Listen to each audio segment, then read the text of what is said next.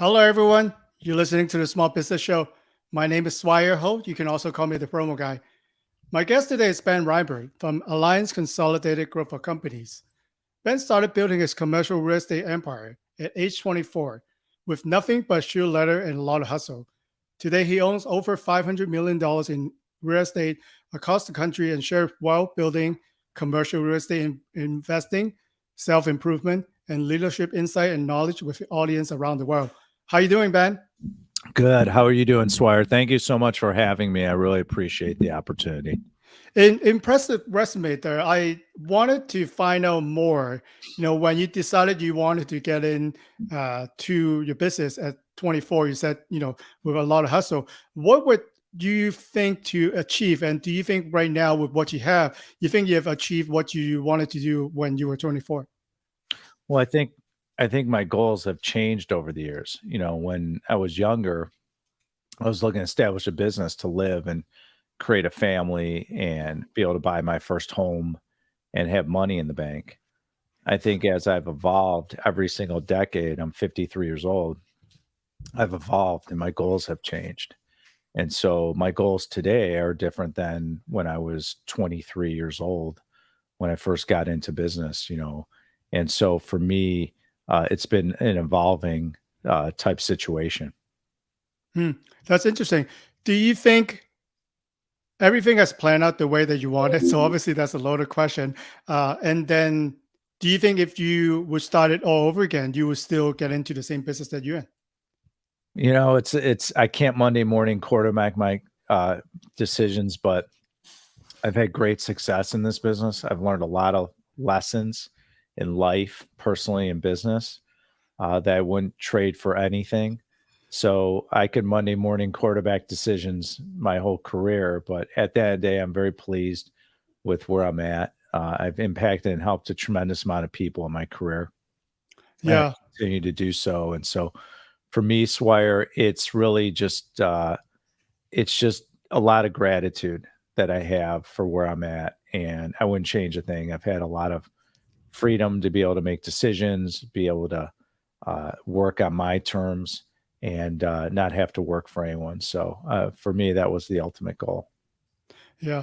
Want to ask you a question? It seems like as an outsider in commercial real estate, when I hear that word, I hear that people are doing a lot of negotiation, right? A lot of handshaking, and especially I know that people who own commercial real estate, they're not easy to be found. So I would love to dive in and have you speak on your target marketing process. How do you uncover like who owns what? And then motivate them to make deals happen. Can you talk a little bit about that?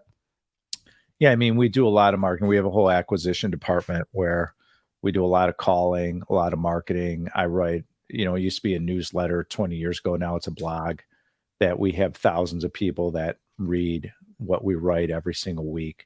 So we have different marketing programs to find opportunities and then having a great conversation. Our leadership team has 200 plus years of experience. And so when there's an opportunity, we jump on it. And it's all about helping sellers. And when you can identify problems that a seller of, say, one of our niches, Swire, is medical and veterinary properties, we have a brand new fund called the Alliance Medical Property Fund. And what that fund targets is specifically those owners of great assets. See, the human body is never going out of style. And so what ends up happening is between our experience level and our marketing, we're able to find and uncover great opportunities. And so we've been doing this, for almost 3 decades and just have a lot of systems and processes to find opportunities in any type of market. And so we focus on the South, Southeast, Southwest, Mountain West, and parts of the West Coast is a lot of where we focus to acquire assets. And so we jump into those markets, we network, we connect with people, and depending on the niche of what we're buying. So for example, for this fund, say medical properties, it allows us to really connect and be specific how we market towards those type of sellers. That's interesting, Brian. And I think you and your team are really focused and dive deep, not only to find out what the pain point from the potential seller, you also know your market, and then you actually you have laid out where you actually be at, where your potential clients would be, if a small business owner would come to you for advice, because a lot of time when I have conversation with others, they would like to target everyone, right? Giving use your industry example, commercial real estate, there's all over the country, all over the world. So why do you focus on especially what you focus in, and why do you suggest other should also consider this approach to be narrowly focused, know what they want, and that's why you know what your value proposition to those clients? Well, one, any businesses to create successes, you have to be able to solve someone's problem or a society problem, depending on your product or service. And in commercial real estate, we solve a lot of problems. It could be a tenant wants to expand locations, equipment, could be a challenge personally going on with them, could be a business challenge. So there's always an issue, and that's what creates the motivation for a seller to sell to us. With any business, to give advice to your audience is you are rewarded for focus.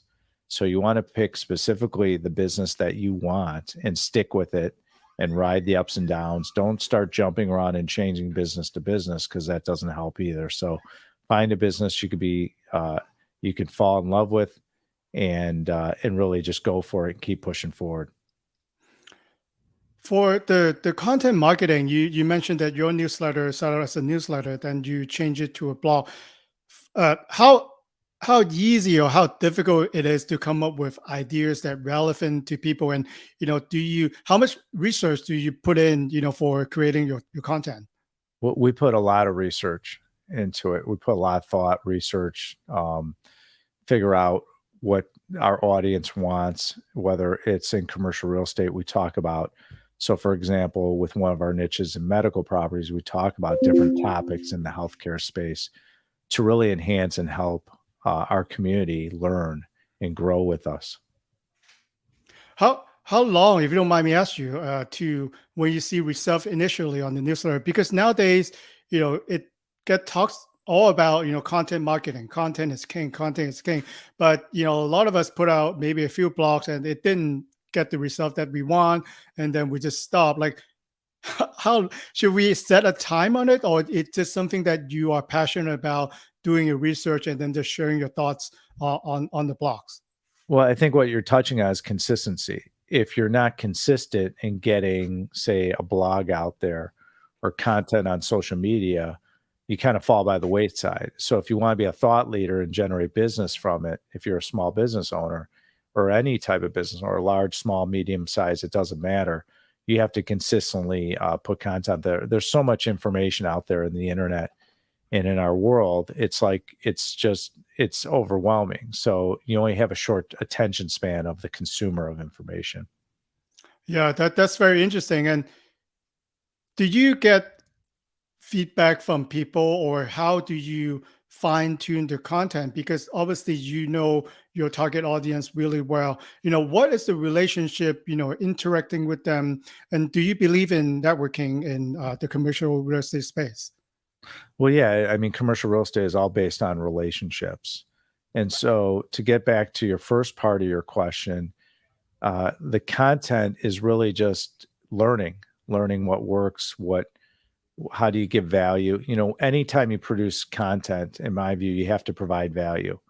And when you provide value, that's how you build your audience, and that's how you enable to provide great content. Like on my podcast, Ben Reinberg, I Own It. It's specifically about adding value and providing great content and knowledge. So every week we bring on great guests. Twice a week it drops right now, Tuesdays and Thursdays at 5 a.m. Pacific.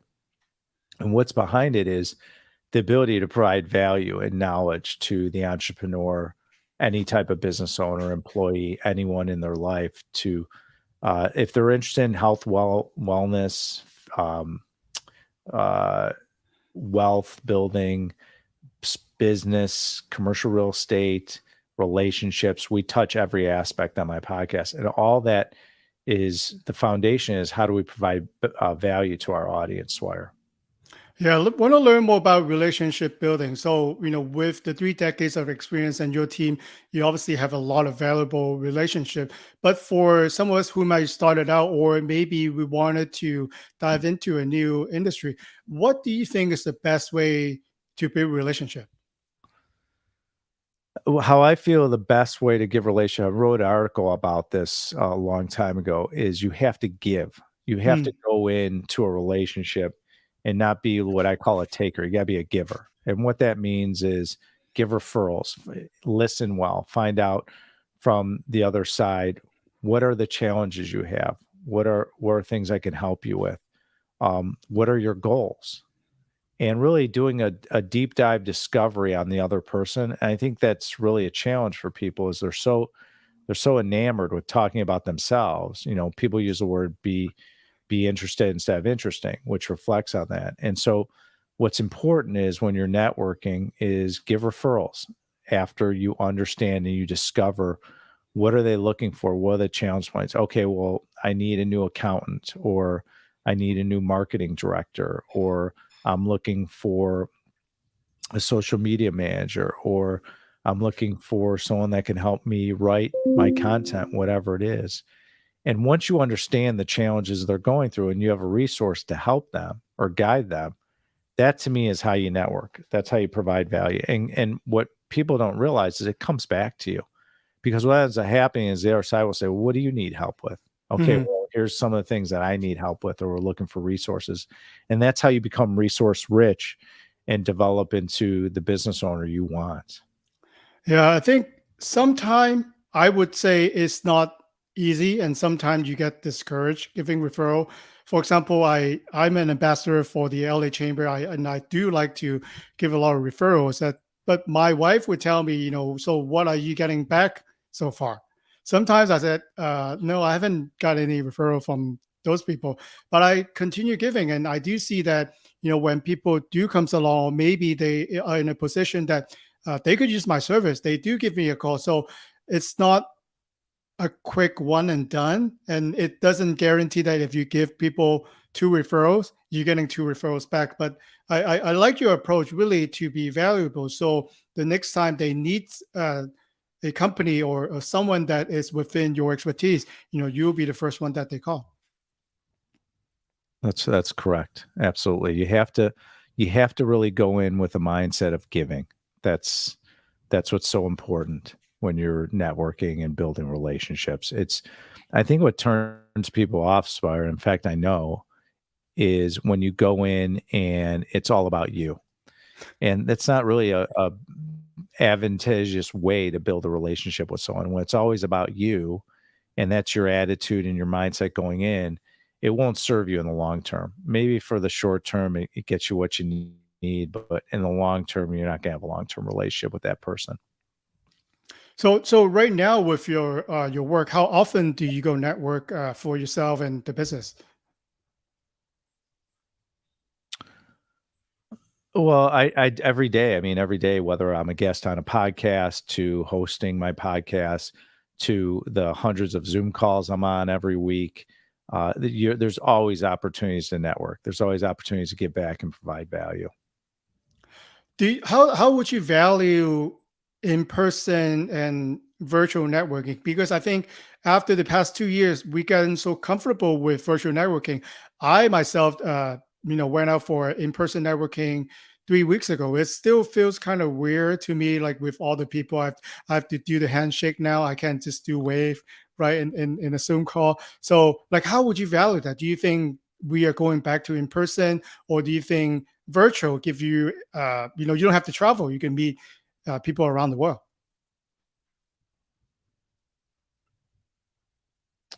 It just depends on your business. I mean, every business has a different type of approach and structure and framework of how they do business and their process. So, for me, for commercial real estate, it's a very relationship direct business. We go look at properties and resources and meet our resources and lenders.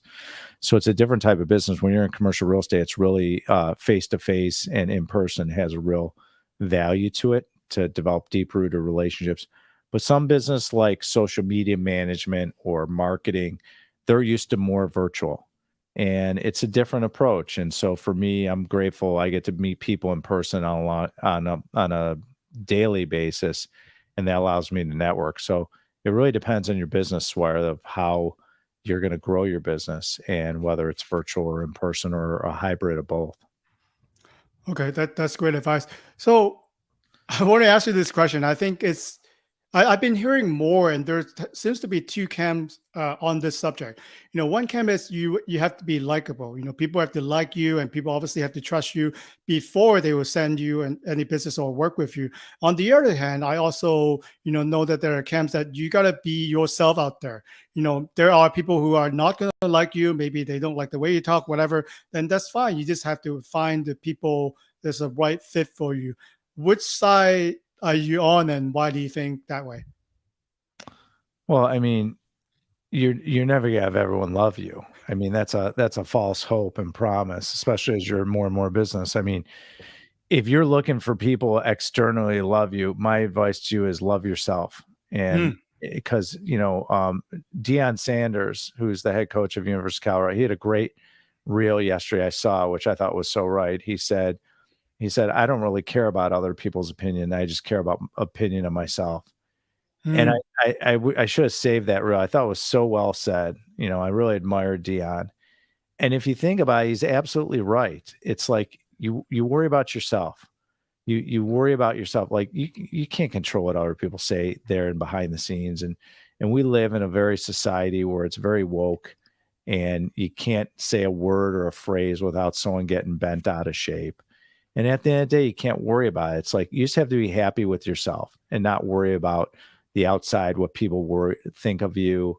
And you're going to be criticized as you become more and more successful. You're more of a target, and you're going to be criticized. And so, how thick your skin is going to. And if you're happy with yourself, it really doesn't matter what anyone else thinks. Do you have a self talk to yourself, or do you go through a routine every day? Because like you said, when you get more successful, people are going to point fingers and say things that they're not true. You know that it's not true, but then it kind of get to you sometimes. So do you go through a process where you kind of give yourself the confidence, say, I'm worth it, I can do it? And especially when you walk into a big deal, right? You have to be confident, you have to show the confidence so people will believe in the process. Do you have a process that you motivate yourself? What I do is every morning I meditate. I take Mm, care of myself. I go work out. I have a morning routine. I don't check my electronics for at least 30 minutes or an hour after I wake up. And so I have a certain routine in the morning and the night where I do like a mental cleansing.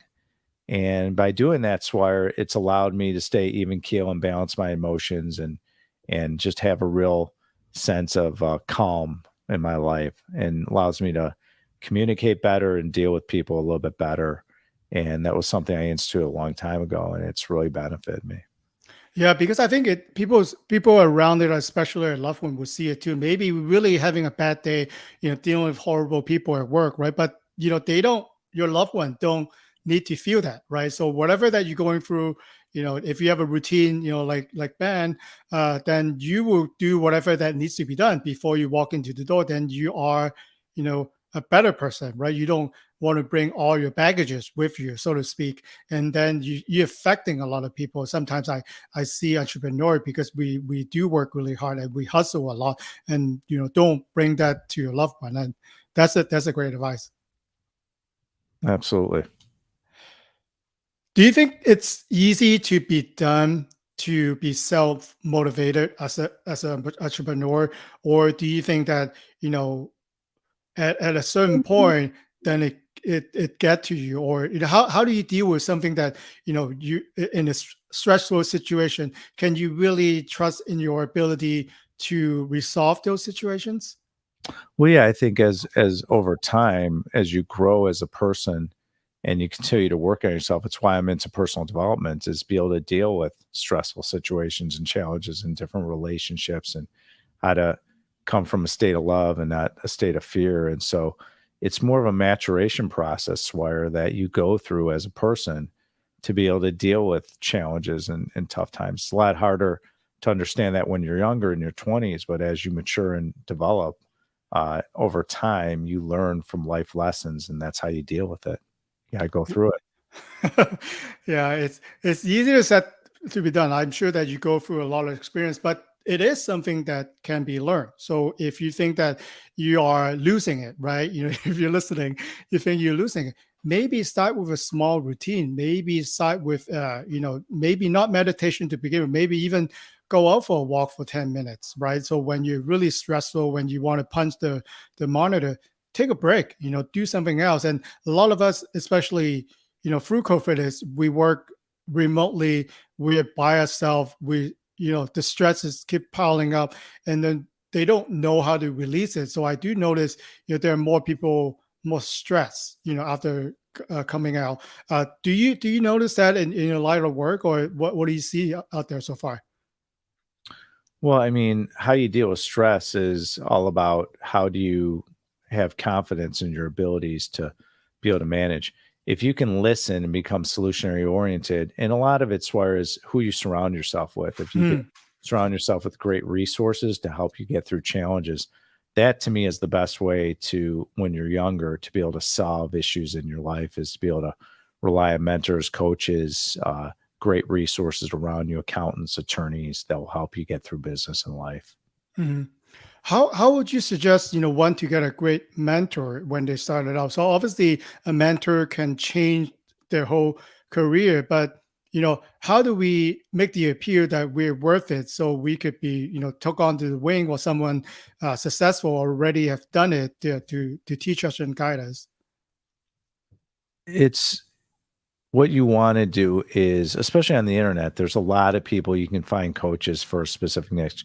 Whatever your particular niche is, you could Google and even look on Instagram and the different social media platforms and see who's out there teaching. Who can I leverage into? Who can I invest in? And that's investing in yourself, which when you can make that, there's no better investment swear than investing in yourself. And so that's what I would do is I would search on the internet and you could scroll through and say, who's a mentor I'd like to gravitate to that's specifically for my industry or for whatever person I'm trying to accomplish.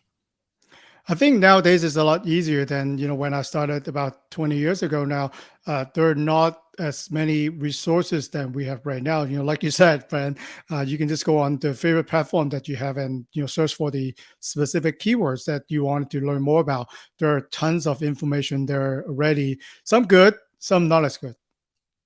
Exactly. Ben, I want to ask you one thing. You mentioned in your bio that you are a true believer in integrity, and I could see, with what you have been answering, why you believe in that way. Uh, for a business person, right, especially in the real estate world, people sometimes not telling you the whole truth. So, how do you stay with your integrity, and how do you use that to really motivate and then show others that you are the worthwhile person that they should be working with?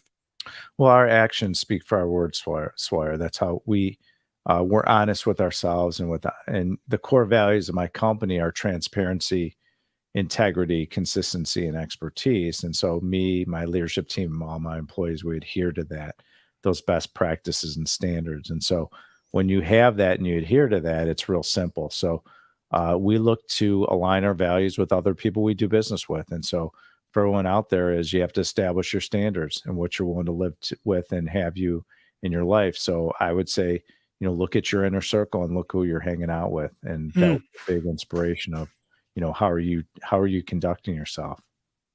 Yeah, I really like that, and I've heard that a while ago. But thank you for bringing it up. If like I don't need to know you, but if I know who you hang out with, I could probably tell what kind of person you are. So, be mindful of who you hang out with. Maybe there are people that you hang out for fun, but for business, are there people who could bring you up to the next level, or are there people that could really say you're not doing this right, you have to do it, or you rather people telling you great whatever that you do. Be mindful of, really, like Ben said, who you hang out with. There's no question. It's a great point, and you just want to be very mindful of, show me your friends, I'll show you your future, and it's really important just to be very mindful of who do you allow in your space every day, who's pouring into your mindset, and so Yeah. How would you it's it's a tricky question. Like, how do you really find people like that? Because there are people whom you work with, there are people who socializing with. Sometimes you don't pick your friends. And do you really, how do you surround with good people? Are there methods of you screening or knowing who they are, to bring you up to the next level that you want to go? You have to establish your standards and stick to them. And when you can stick to them, that will naturally attract who you want to attract in your life. Mm. Yeah, that's good. Especially, giving listener a easier example. Maybe, like Ben, you want to get up in the morning and maybe you want to do a walk. Then you might want to find people or friends that might go on to a walk with you or to motivate the certain lifestyle that you have. And so in business, if you value integrity or if you value the certain that you have, then there are people who are attracted to that. So these are your folks or your crowd that you hang out with.